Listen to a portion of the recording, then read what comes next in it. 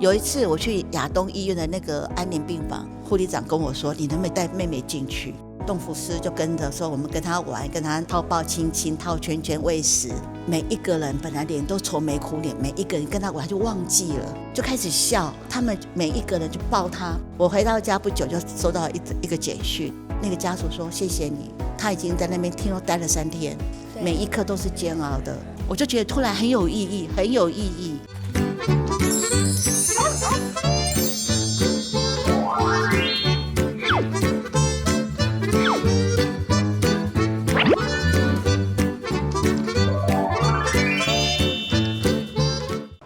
我是素素，欢迎回到盟主玩很大。今天呢，我们要来找一位狗狗跟一位猫猫，他们的职业是治疗犬跟治疗猫，是不是没有听过？也很好奇他们的职业是要做什么内容呢？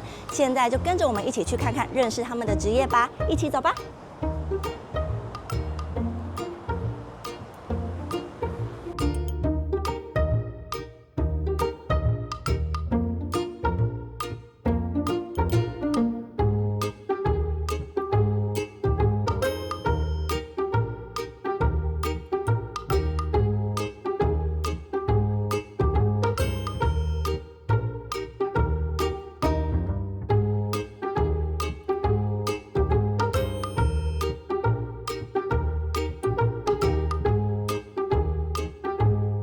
现在我们要欢迎哈波跟哈妹的妈妈。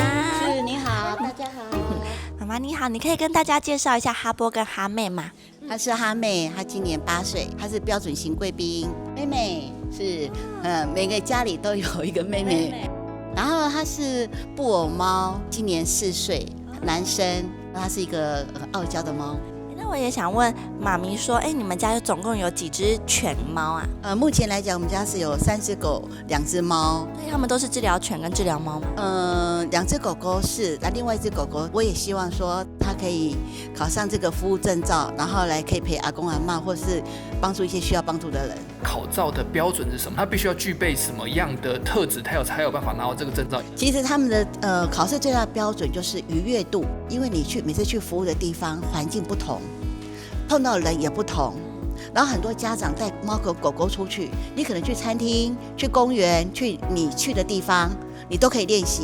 但是医院还有一些学校还有安养中心，你没办法练习，那边的气氛跟味道是跟你平常去的地方是不一样的。我知道你说的，就像我们一踏进来，我们也会有跟在外面不一样的感受。那我觉得像这种感觉类的东西，对猫猫狗狗来说，他们的感官一定是放到最大，所以他们更需要去调整他们紧张又或者是悲伤的情绪。考试是怎么样的一个行为去判定？我们会设很多的关卡，我们会找很多的路人故意走路，然后有拐杖的声音，还有他必须要接受轮椅，靠近轮椅，然后给轮椅那边的那个摸摸抱抱，还有梳毛。所以主人的引导很重要。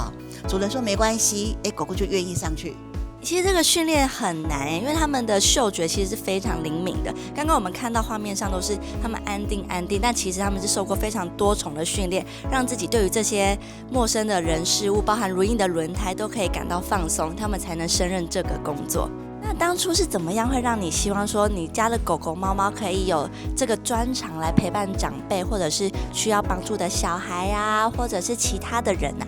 没有想到那么多，那时候只是家里养狗狗，然后不会养，然后把狗狗养成很多的坏习惯，比如说很爱叫啊，很会破坏啊，然后走路暴冲啊，然后就带它去上课。我们很幸运碰到一个很好的老师，然后那个老师就一路带着我们，然后就走上服务。而且我发现服务之后，狗狗变得更乖。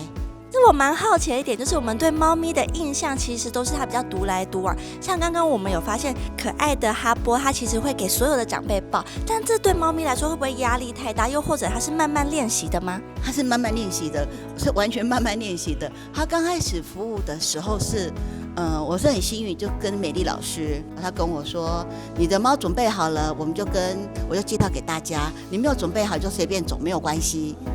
他有没有一开始就在这个过程中，他可能生理啊或心理起了变化？例如像是他会抓自己啊，或者是掉毛，让你发现，他可能一开始不适应这个职业。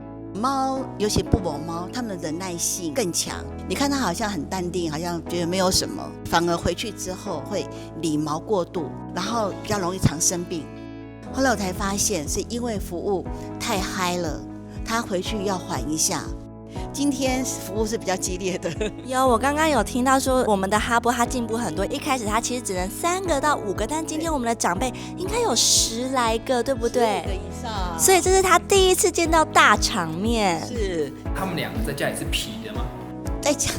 在家里猫比较调皮，猫会去逗狗，猫很爱睡觉，在高高的地方睡觉，在角落睡觉。可是它觉得很无聊的时候，它就出来逗狗，它就故意在狗面前晃来晃去，然后狗就忍不住追它。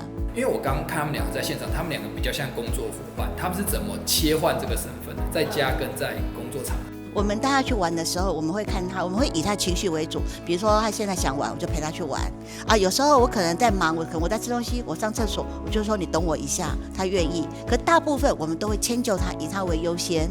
可是你服务的时候，他们想玩的时候还不行，因为老师还没有 cue 到我们，所以我们就会跟他说等一下，要忍耐。他们懂得一个开关，就是说我说可以就可以。所以说他们会从你身上感受到他们现在是在工作，还是很多狗狗是你拿到牵绳，狗就知道出去了。对，或是说主人声音大声的，有的狗就会躲起来。有些主人拿食物吃，狗就会过来要。所以服务的时候呢，我就叫他坐那边。老师叫我的时候，我就会牵他下来。没有叫你，你就坐那边。那我也蛮好奇，在这么多场的服务经验中，你有没有对哪一场觉得特别的感动？有一次我去亚东医院的那个安宁病房，他们有一个大房间。我每次经过的时候，他们都说你经过这个门一定要慢慢走。我从来没有进去过那个房间。然后有一天，那个护理长跟我说：“你能不能进去那个房间，带妹妹进去？”我觉得很奇怪，我也很好奇。然后我进去的时候，我们一样，动辅师就跟着说，我们跟他玩，跟他套抱亲亲、套圈圈、喂食。每一个人本来脸都愁眉苦脸，每一个人跟他玩就忘记了，就开始笑。然后呢，我们还拍大合照，然后他们每一个人就抱他，拍完照哈哈嘻嘻就很开心，我们就离开那个房间，我们到另外一个去了。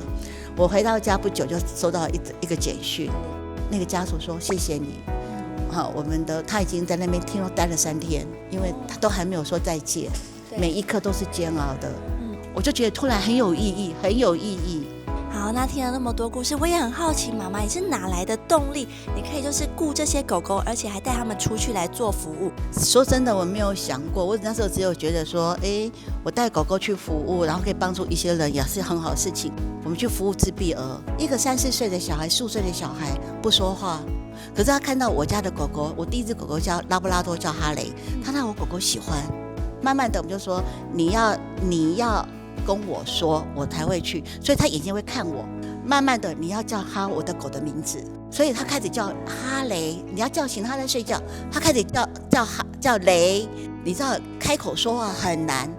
那天妈妈哭了，真的妈妈哭了。然后妈妈说：“那我可不可以让他叫我妈妈？”然后我说：“好，那你就是故意，就是在那边装睡。”然后说：“你去跟妈妈拿套圈圈，哈雷要玩套圈圈。”他就过去叫他推他妈妈，妈妈就不理。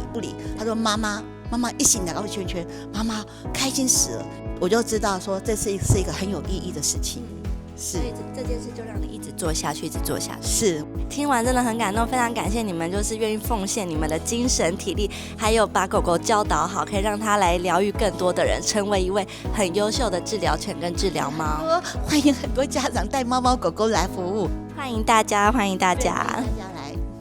好，左交叉，妹妹左交叉，右交叉。好，妹妹来，妹妹起来，来，好棒，好钻，妹妹钻。妹妹来，等，好转圈圈，好，妹妹转圈圈，好，进去。好，妹妹祷告了。